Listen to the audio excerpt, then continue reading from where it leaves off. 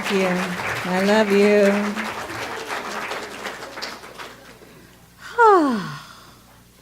Girl, it is good to have you home. So, I have to admit, that's a song that I'm not completely familiar with, not like the ones that I race down the highway singing at the top of my lungs because I'm alone in the car. And at the beginning, I was a little concerned about, dropping to our deaths and everything else. And I went, it's Celia, trust her. And I love how it came back to, we create our own world, and when we are willing to see the beauty, doesn't matter what all the craziness going on in the world is, we can come back to that inner truth. And so that talk I spent the entire week writing, never mind. We are playing with a really cool book this month called Can We Talk to God? And some of you already know this, but I'm going to share it just so that we've got everybody covered. The reason I've always wanted to teach from this book is because when I started in religious science, I started in the bookstore. And on our inventory list, from which I looked up the prices of books, I would type in, can we talk to God? And the next line would say, can you listen to a woman? And I just love that. Now, that was just, the alphabet working in my favor, but many, many things do, and you wouldn't think that, right? So when he talks about in the chapter, what I believe in this book, Holmes says his beliefs fall into 3 general sets of ideas. This is not the declaration of principles that many people have heard. This is an entirely different thing. What he says is that his beliefs fall into basically 3 categories.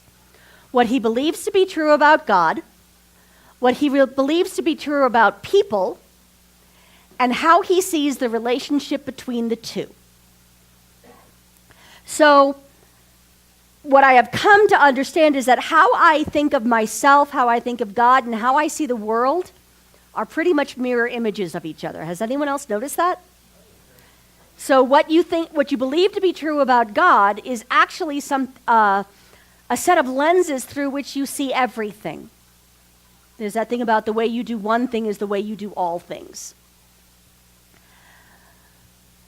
So in my growing up years, and you can tell me if this was yours too, God was something that was very far away, male, with a great big white beard, Jesus' dad, one of them.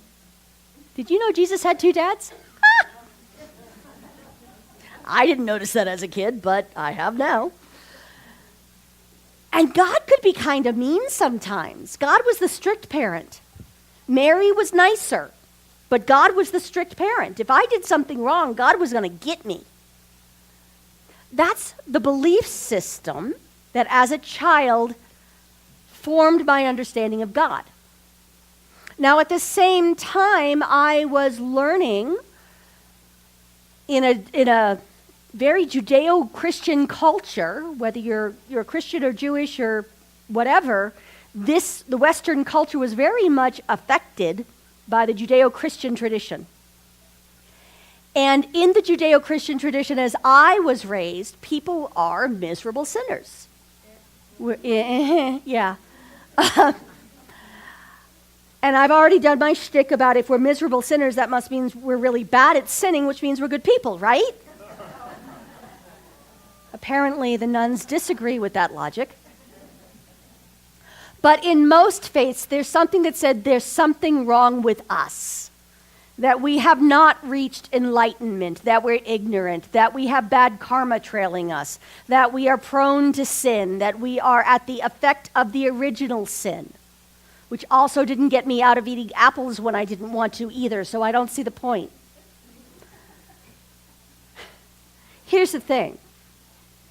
If the world around us, we are told, is a bad and a scary place, and anyone who watches the news has been told this, if we're told that, it is our tendency to believe that everything is a bad and scary place, that God is bad and scary.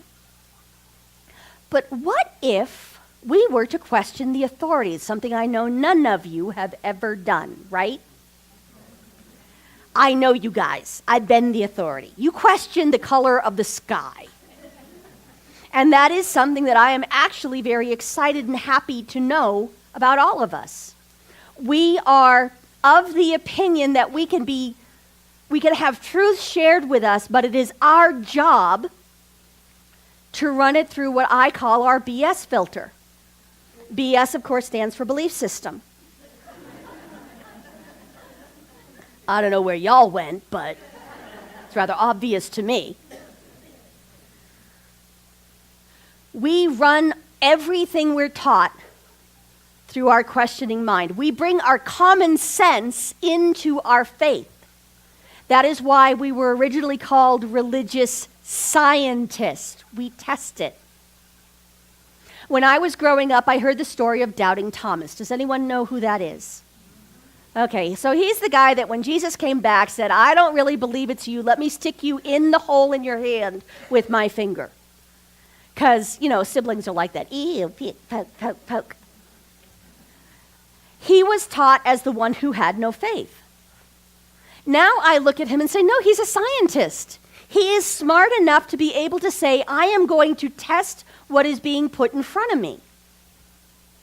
In this day and age, he'd be the person who picks up the phone call from the scam artist and keeps them on the line for 20 minutes.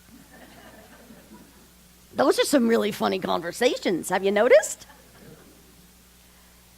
He went on to go into Asia and taught the Christ, taught the good news, which is that we are not separate from God.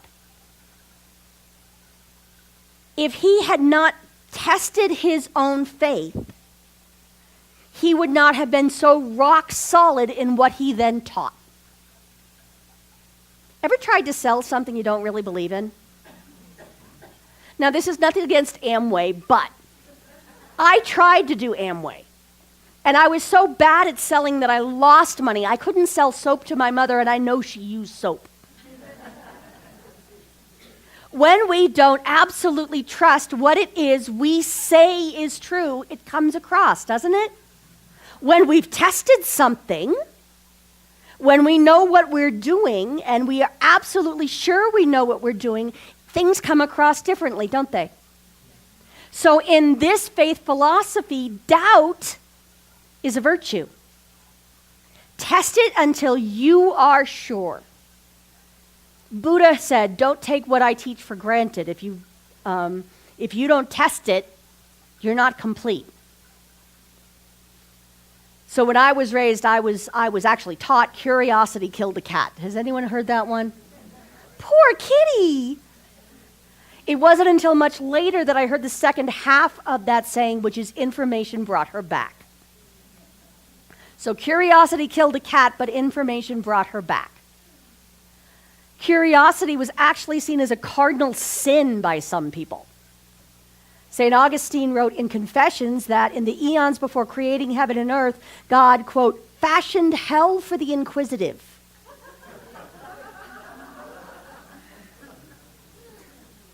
I hope they brought marshmallows. John Clarke in 1639 suggested that, quote, he that prieth into every cloud may be struck with a thunderbolt, unquote. And in Don Juan, Lord Byron called curiosity that low vice. So apparently we're all very sinful, but we're doing the fun ones now. Yay us. We question that which we are handed on a silver platter.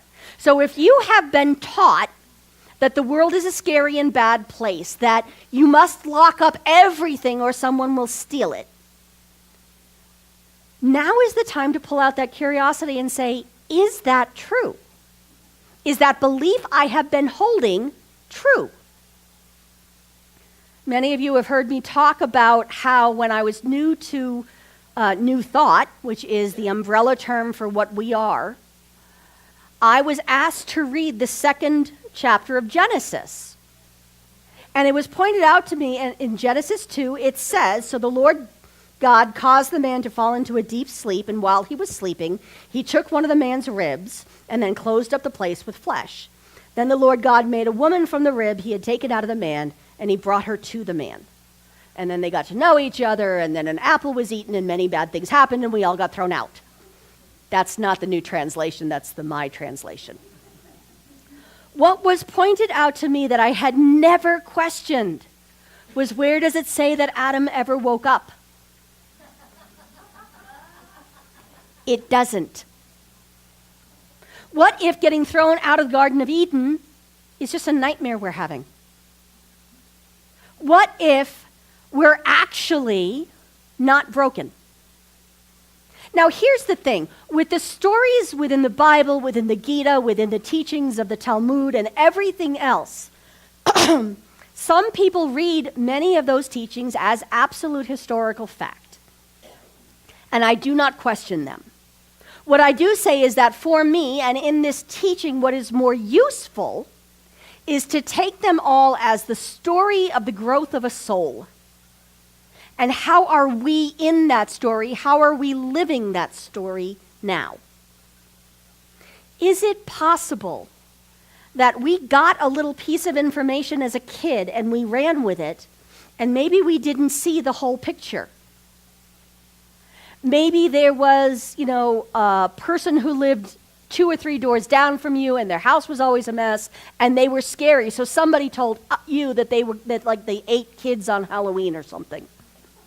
And so for the rest of your life, anyone who looked like that was scary to you. Now, that's based on a child's understanding of a small piece of information. Here in the science of mind, religious science, whatever you want to call us, we question those things. Because if they're still at work in our lives, they're probably not serving us because it's bad information. Bad meaning misleading.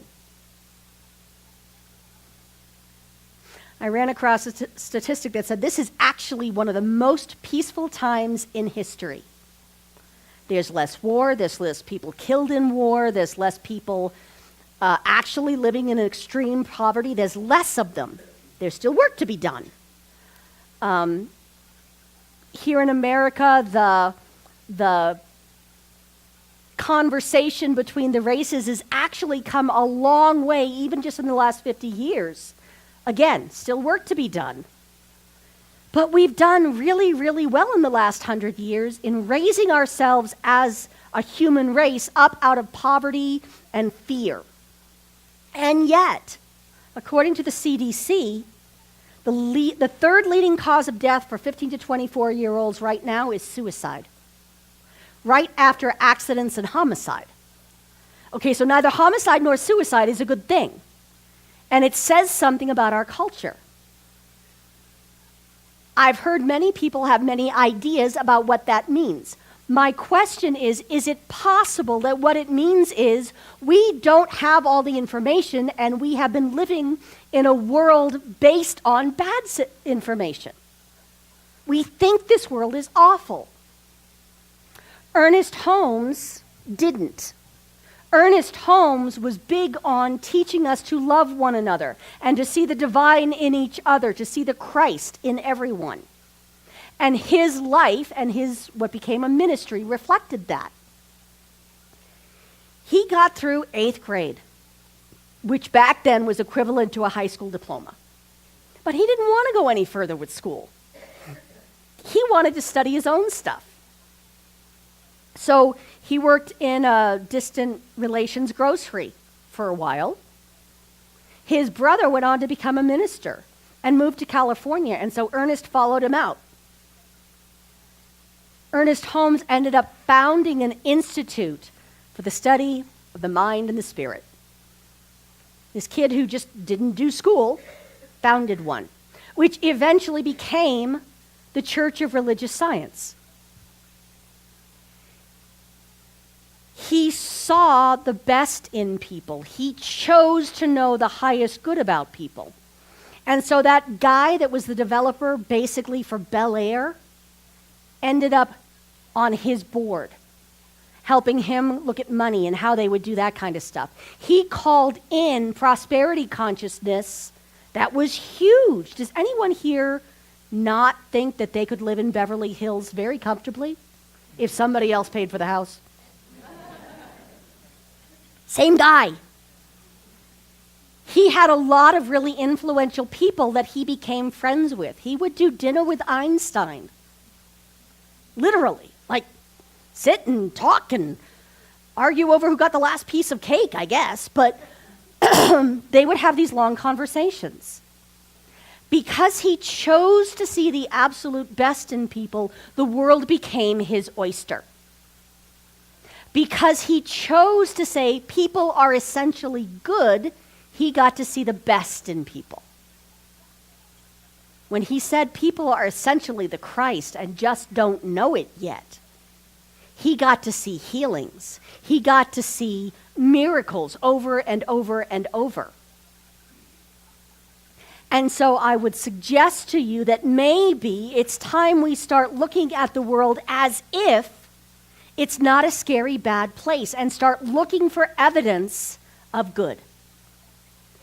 Sean Aker, who spent the weekend with me because he and Oprah were talking and I listened in. I love this. I love the internet. I get to hang out with the coolest people. He has ended up making a career out of positive psychology. And he says that, well, yes, we generally have a baseline of happiness. We can move that line. There are things like, meditation, being grateful, saying thank you to people, actually writing a thank you note every day for 21 days. Takes about 2 minutes. Doesn't matter if you call them, speak to them in person, or write a note in some form. It will raise your level of joy. All this stuff that we've been teaching for 100 years, he has just discovered. Yay! I'm more than happy to see it show up anywhere and everywhere. So this is the world we could live in, a life where we meet friends every time we go out, where we end up in these great conversations with the person who just put our tacos together. That happened to me last week. It was awesome. I learned all sorts of great things. And this is what it comes down to. And I'm going to ask you to take this into a meditation with you, and I'll move directly into prayer afterwards. This is, it begins on page 333, the third paragraph, as a matter of fact, of the Science of Mind textbook in the chapter called What the Mystics Taught. I only remember it because of the threes. All of the great mystics have taught practically the same thing. They've all agreed that the soul is on the pathway of experience, that is, self-discovery, that it is on its way back to its Father's house, and that every soul will ultimately reach its heavenly home. They have taught the divinity of man. I have said ye are gods, and all of you are children of the Most High. They have told us that man's destiny is divine and sure, and that creation is complete and perfect now. They have told us of the marvelous relationship which exists between God and man, and of a close union that cannot be broken. The greatest of the mystics have consciously walked with God and talked with him, just as we talk with each other. This is the truth that we live. This is the truth that we espouse. And this is the truth that we are going to experience here and now through what we call prayer. Because in prayer, we simply stop and rest in a higher truth. I think we close our eyes so that we can't be fooled by what seems to be true. And in this moment, I go within and wake up again to the presence of the divine being that is infinite love. That is power and joy and grace. That is the absolute ability of humans to be one and to recognize our oneness and to access the one mind in which all knowledge resides. All truth resides. And as we are one with that great creator, we have the power to create. We are part of that creating process and of creation itself. And so I stand in the truth and I stand witness to these beautiful beings all around me, everywhere, that are the presence of God. that are divine beings, creating the world that works for everyone, creating the good and the kind and the beautiful, creating more and more evidence of absolute truth and the oneness that we share with God. Our relationship is one of perfect love. And so I rest in that, knowing it is the truth and I need do nothing to earn it or to force it into being. I just let it be with a grateful heart. And so it is.